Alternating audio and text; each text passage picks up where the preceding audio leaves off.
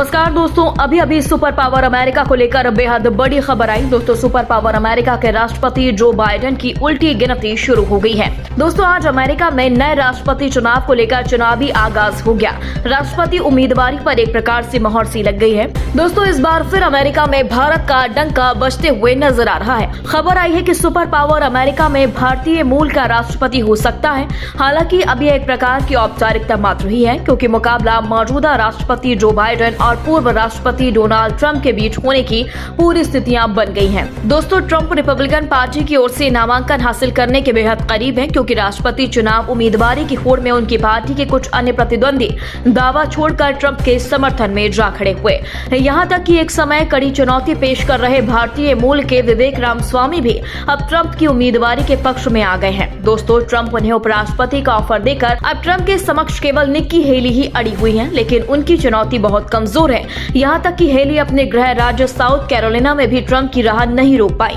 ऐसे में अमेरिकी चुनावों में संभवतः पहली बार ऐसा होने जा रहा है कि जब किसी मौजूदा राष्ट्रपति को चुनाव में उस प्रत्याशी का सामना करना पड़ेगा जो पहले भी चुनावों में आमने सामने रह चुके हैं। दोस्तों, हालांकि इन 4 वर्षों में परिस्थितियां काफी बदल चुकी हैं, लेकिन दोनों का मुकाबला पिछली बार की ही तरह कांटे की टक्कर जैसा रहने की उम्मीद है।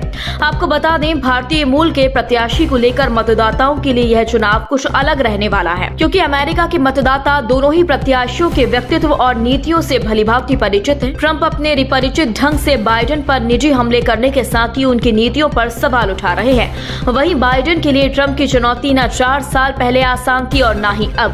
दोस्तों, आपको बता दें, पिछले चुनाव तो कोविड महामारी की पृष्ठभूमि में हुए थे, जिसके चलते अमेरिका में बिगड़े हालात से बाइडेन की राह कुछ हद तक आसान हो गई थी, लेकिन अब उन्हें ऐसी कोई स्वाभाविक बढ़त मिलती हुई नजर नहीं आ रही। पिछले चुनाव में ही बाइडेन की उम्र को लेकर सवाल उठ रहे थे, अब तो ट्रंप भी 77 साल के ही हो गए हैं। इसी पहलू को देखते हुए रॉबर्ट कैनेडी जूनियर जरूर स्वतंत्र उम्मीदवार के रूप में चुनौती पेश करने का प्रयास कर रहे हैं, लेकिन उनकी कोशिश शायद कोई रंग ना लाए। बाइडेन और ट्रंप की उम्र को देखते हुए लगता है कि रिपब्लिकन और डेमोक्रेट दोनों ही राजनीतिक धड़े अतीत की खिड़की में कैद होकर रह गए हैं। ऐसे में यदि अमेरिकी मतदाताओं के उत्साह में कोई कमी देखी गई तो उस पर हैरत नहीं होनी चाहिए। यह प्राइमरी चुनावों में भी नजर आया। दोस्तों, प्राइमरी चुनाव में 40% स्वतंत्र रिपब्लिकनों ने ट्रंप के पक्ष में मतदान नहीं किया। यह असल में ट्रंप के कोर वोटर्स ही हैं जो उन्हें उम्मीदवारी की होड़ में सबसे आगे बनाए हुए हैं। दोस्तों, अगर इस प्रकार देखा जाए तो अमेरिका के चुनाव मुद्दा विहीन चुनाव है, जो 2 व्यक्तित्वों की प्रतिद्वंदिता पर ही कहीं अधिक केंद्रित है।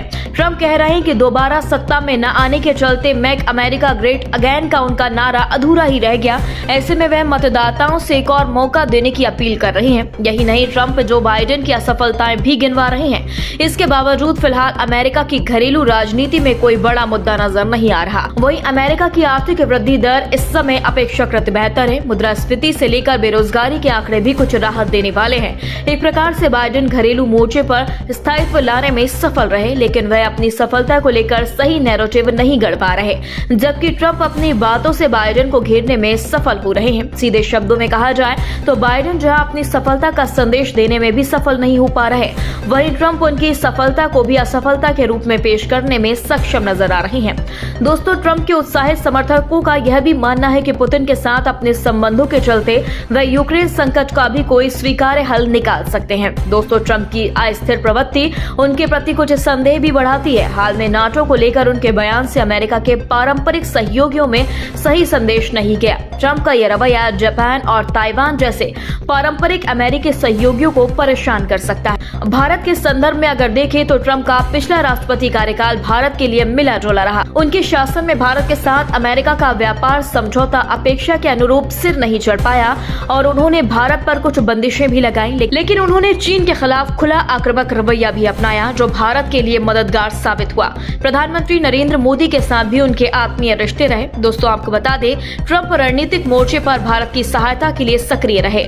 मोदी से भी उनके अच्छे संबंध हैं। वहीं बाइडेन प्रशासन के दौरान भी कई स्तरों पर भारत अमेरिकी रिश्ते निरंतर प्रगाढ़ होते गए। दोस्तों, बाइडेन प्रशासन में अमेरिका अफगानिस्तान से बाहर तो निकल आया, लेकिन उनकी एक बड़ी कीमत भी चुकानी पड़ी। जिन परिस्थितियों में अमेरिकी फौज की अफगानिस्तान से वापसी हुई, उसने अंतर्राष्ट्रीय पटल पर अमेरिका की बहुत किरकिरी करवाई। इमेज भी गिरी है, क्योंकि अमेरिका अफगानिस्तान से निकला तो वह एक प्रकार से यूक्रेन में जा फंसा। इजराइल हमास युद्ध के बाद से उसे लाल सागर में भी तगड़ी चुनौती मिल रही है। दोस्तों, पश्चिम एशिया में भी उसके समीकरण कुछ गड़बड़ हो गए हैं। चीन के साथ अमेरिकी प्रतिद्वंदिता और तनाव में कोई कमी नहीं आई। हमास के खिलाफ संघर्ष में बाइडेन ने जिस प्रकार इजराइल का समर्थन किया, उससे उनकी पार्टी का ही एक वर्ग, खासतौर से युवा, बेहद नाराज है। दोस्तों, राजनीति में मौका देकर छक्का चौका लगाने के साथ क्लीन बोल्ड भी होता है। ट्रंप भी वही कर रहे हैं। ट्रंप इस आक्रोश को अपने पक्ष में भुना सकते हैं। इस प्रकार देखें तो अमेरिकी राजनीति में एक दिलचस्प रुझान नजर आ रहा है। वह यह है कि रूढ़िवादी माने जाने वाली रिपब्लिकन पार्टी के नेता का रवैया उदारवादी है, तो उदारवादी दृष्टिकोण के लिए जाने जाने वाली डेमोक्रेटिक पार्टी के राष्ट्रपति बाइडेन का रुख रवैया कुछ रूढ़िवादी है। वही इस चुनाव में हावी रह सकते हैं। दोस्तों, इस पूरी खबर पर आपका क्या कहना है, कमेंट बॉक्स में हमें जल्दी बताएं। यदि आपने अभी तक हमारे चैनल को सब्सक्राइब नहीं किया तो प्लीज बेल आइकन दबाकर अभी हमारे चैनल को सब्सक्राइब करें। खबर अच्छी लगने पर लाइक शेयर करना ना भूलें। अगली ताजा खबर के साथ हम जल्दी आपके बीच हाजिर होंगे। तब तक के लिए नमस्कार, जय हिंद।